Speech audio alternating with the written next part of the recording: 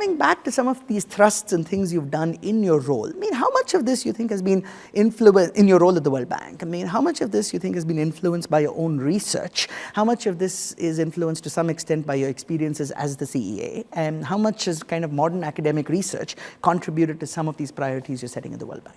Yeah, well, all of those have, of course, played a role. My own research interests, my beliefs have played a role. The CA experience was vital. Yeah, probably I should make the question more concrete by asking for specific examples, because of course we are shaped by our experience. And I am going to give you actually some examples of areas, and even areas where I don't do research, which have had an influence on the way I think.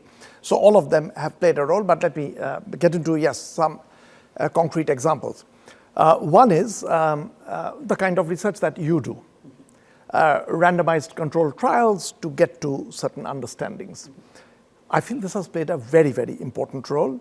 And this World Bank already had quite a few people who are doing this. But we are trying to strengthen that, to do more of that. And I may come back to that. I do have some criticisms of the methodology, but I won't jump into that right now. But these randomized controlled trials, to me, are a method for discovering little bits of gems sitting around, knowledge, sitting around unexplored. By using this technique, you can find out. Does this policy work? Does that policy not work? You do these trials, you get an insight into that. We were doing too little of this, so it's almost like horizontal drilling for shale oil. You've discovered a new method. You don't want to drown out the other methods, but there's a whole lot of oil that was sitting around which you can now take out by using this new technology. Randomized controlled trials play that role. This is a new method. It was there in epidemiology earlier, being widely used, but in development economics it's new. And the use of it is giving us very, very important insights which have, in this World Development Report, played a role. I mean, to give you a prominent example, Esther Duflo and Raghav Chattopadhyay's work on choosing women leaders of local panchayats. Really, before doing that controlled work, there was no way of telling whether it is a more progressive panchayat that chooses these women leaders, or the women leaders lead to more progressive policies. But it was a piece of luck that India had applied effectively a randomized trial. They picked that up, gave us great insights into this. Famous work by Ted Miguel, Michael Kramer, and we've had a discussion in the World Bank. Michael Kramer came on deworming and its role. Your own work, I should say, with Paul Niehaus and Suthankar on the smart cards is giving us an insight into whether smart cards work or not. In this case, I do like it because it also goes with my priors. My own theoretical thinking was that it will work. And at the same time, I'm not cussed enough to say that I would have stuck to this if empirical evidence went in a different direction. It sort of confirms that. Plays a major role. I do believe, and I have written critiques of the method in the sense that it's possible to overclaim and it's possible to drown out other methods, which would be a pity. There's another thing where, in fact, RCTs won't work, but which happens to be very important, which was my learning during my being chief economic advisor to the Indian government. You know, all these micro interventions tend to have macroeconomic implications. And by doing micro studies, you know the fallout of you run 1,000 programs in 1,000 villages. You then go and do trials over there, or you run the trial with the programs. You'll know what it's doing in these 1,000 villages. But running a program can have fiscal implications, monetary implications, where another village, 1,000 miles away, which has nothing to do with the village where the intervention took place, gets a fallout of this program. I mean, actually, the economy is more like a homeopathic system than maybe the human body. So you get the systemic effects, which the randomized trials would not be able to pick up, or at least not at this stage. You'd have to have much more sophisticated ones. You do need an element of macroeconomic analysis to pick this up. With macroeconomic analysis, and this was my big eye-opener sitting in the Ministry of Finance, it's a strange mixture of science and intuition. Because you've got masses of data, but the controls are not perfect. It's not a randomized trial, so masses of data without perfect controls. You've got theoretical analysis trying to understand this. You've got examples from rich countries. The US Fed has been doing something for the last 80 years. Bank of England has been doing something from 1694 when it was founded. It has done different trials. You roughly know that if inflation takes place, you come in with this policy. If your exchange rate is depreciating, you do something else. But this is usually picked up by looking at other countries. And it's not totally clear that a rich country, the policy that it has followed, is going to work as well in a developing country. There you need intuition, you need theory, you need to do a little bit of abstract thinking, and you need judgment. And you also need little bits of experiments. You have to try odd policies at a macroeconomic level, collect the data immediately of what's happening, and then decide that, well, the American policy which worked very well in the US, will it work here? Maybe it won't. That needs to be done much more. This is a very hard agenda. So the opening up to behavioral economics, there's already something. But this macro-micro interaction, I am working very hard. I mean, my researchers at the World Bank are aware that I push for this. And since the World Bank is engaged in developing countries, I keep stressing that we don't want to just take lessons straight out of a rich country and take it to a poor country. We have to empower, build capacity for poor countries, emerging economies, to do their own little experiments, develop their own ideas. This marrying of macro and micro is something that I learned during my Indian experience. And the micro interest was, of course, a long-standing interest. The macro is a hands-on interest. And now at the World Bank, when I travel around the world, and I do interact a lot with country policymakers, want to bring this to the table. Let me point to one more thing, which even when I talk with my IMF counterpart, one of them you've probably taken courses with, Olivier Blanchard. He was down the river. Yeah, he was down the river, and for me, he's across the road, literally lives there, and also works across the road. We were, in our conversations, this does come up, that when there is a short-term macroeconomic policy, IMF is geared for that. They go in, balance of payments crisis, you come in with some policy. When there is a long-term macroeconomic developmental kind of challenge, that sort of falls between two stools. World Bank does not go in enough, they don't go in enough. So that is an area which needs strengthening. And we've had different forums. Fortunately now, across the Bretton Woods organization, we talk quite a bit. Even within the World Bank, there is a lot of conversation that this is an area that needs to be strengthened. I'll give you one more example. The current oil price movement is causing a lot of concern. It's a strange concern because usually when prices drop, you just feel good about it. But you have to distinguish between low prices and the process of dropping prices. The process is a process of change. It means that some parts of the world are gaining, some parts are losing. India is on the gaining side, but it will probably cause macroeconomic turbulence.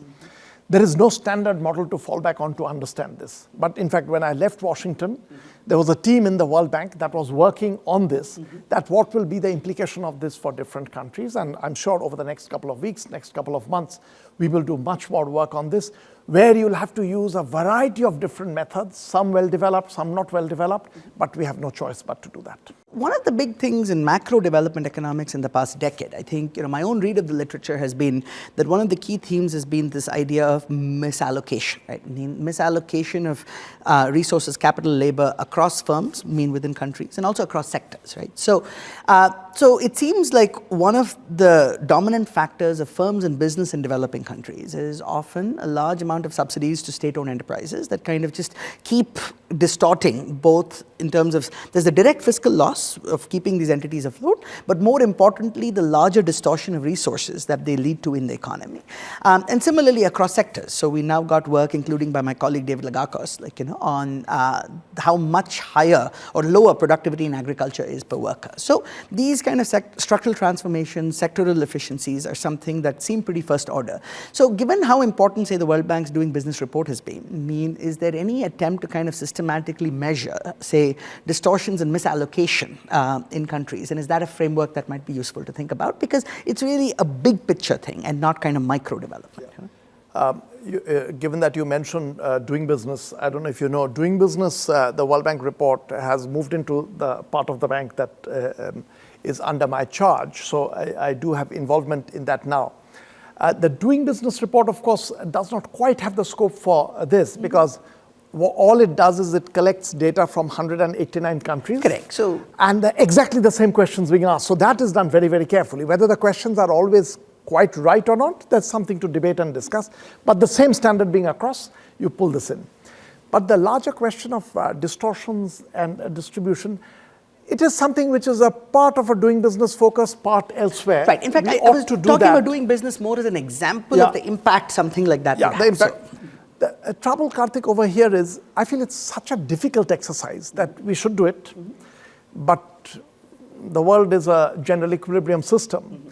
And the incidence of interventions will be very, very difficult to measure. Yes, it should be on the research agenda, but I don't think this is something that is going to, in a rush, you will get very, very good concrete results coming. We'll try, and we will hopefully over time improve. It's one thing for me to work, say, in a vertical such as education, and then it's easy to answer the question, not easy, or at least it's a more tractable question of saying, conditional on the budget, mean how do we spend this money more effectively? But the moment you kind of step out of that into the Ministry of Finance and saying, how do I allocate money across these different ministries, then you're kind of in uncharted territory, right? And so, it's kind of, it seems to me that at a broader level, among the most important contributions of economists in a developing country context, really have to be that given the fiscally constrained space that most developing countries are in, because the tax to GDP ratios are just lower, as a matter of stages of development, how do you kind of equip policymakers or the public, to make these trade-offs between investments that have more public good characteristics and therefore have larger spillovers versus investments that are really more much as they might be merit goods, including healthcare, which at a deep level is really a publicly provided private good, as opposed to public health, which is very different, right? So I'm somehow not, I feel like we're not seeing enough of that kind of analysis in terms of a world of scarce resources. Is that something the World Bank is consciously trying to support countries to do? Yeah, there are actually two reasons why this does happen. Is some of these deeper investments, when you're using your fiscal space to invest in something which will yield a benefit 5 years down the road, 10 years down the road, it does not work well with the political cycle. For the politician, it's not of that much interest because it's not something that will be seen over the next 2 months. The benefits will come after 5 years. So there's a bit of a natural reluctance in any sort of democratic system to, and this is true of the United States, this is true of India. This is a very natural tendency, so that happens. The other is we do need to bring more research here on the table. Because between two different kinds of innovations, two different kinds of interventions, on the face of it, both may look equally good, but the benefits could be huge on one, long-run benefits, and you need some research. I've just seen some little bit of work by Michael Kramer on deworming. The long term. That deworming is not just very important for the health and the children going to school, but the long-term benefits of this are such that it will have fiscal implications for a country for a very, very long period. That more than pays for itself. More than pays for itself. It virtually pays for the initial investment entirely and outstrips that. Now, the thing is, this kind of a thing is not even known to policymakers. So quite apart from their interest, it's not known. If this can be brought to the table, it will begin to make a difference. The next, not the next or the one after the next issue of the World Bank Economic Review. This is a journal, you know for sure, which comes out regularly. We've now decided that we are going to go in once a year for a papers and proceedings issue, where it'll be a bit of a directed one. Instead of just submissions coming in, we sort of choose themes, areas where you push for some of this. The one which is the next papers and proceedings, which is the first one, is going to carry actually many of these research ideas coming to the table. And there's work by Michael Kramer that is going to be published over there. Avinash Dixit, very interesting idea in a very different area. Can I just go into this? Of course. Details are good. Yeah, it's going to come out in this paper. This is an idea which actually Avinash first experimented with this idea in India with chambers of commerce, with a very interesting thought. And he's one of the finest theorists, so it's just very well worked out. That for corruption control, we lay the responsibility entirely at the doorstep of the government. That change the laws, do this, do that, and those things have a role. And I have commented on some of those roles causing controversy. There's an important role. But there's a lot of interest in the collectivity of business groups in a less corrupt setting, because that brings in foreign direct investment, that allows others to interact with business houses. So for instance, if a country is known to have a lot of corruption, foreigners wanting to deal with this country will be hesitant and will not come in. Whereas if it's known to be relatively clean, a contract is a contract will be enforced, more foreign direct investment and interaction will come in, which means, quite apart from the government, the collectivity of business groups have an interest in a clean slate because they'll get clean atmosphere in this because they are going to get more international business. So what do? You can think in terms of a contract among business groups. Like in India, you've already seen on corporate governance, there has been initiative which has come from corporate houses themselves. That, no matter what the government does, it's in our own interest to have better corporate governance. And India's corporate governance has improved. Avinash's idea is that to a certain extent, business houses should get together, chalk out an interpersonal punishment system. That if this business group indulges in corruption of this kind, the rest of us are not going to interact with this. If you can get this on board, you can then begin to have a cleaner setting in terms of corruption with no outside intervention needed. In a more real world, of course, you will need government to come in, but you can improve it vastly through just a contract of punishing one another. And India has seen lots of examples of just mutual punishment without government leading to some very, very harsh practices. Some of our caste practices, some of the worst practices. Very often you did not need a government. It was just through our own sanctioning behavior. We got lots of practices in place. Why can't we put it to good use? And Avinash Dixit in this paper works out a very novel scheme, and I'm actually very keen that business houses should read. The paper is a bit hard to read, but there are easier versions of that. So this is again the World Bank Forum being used to do this.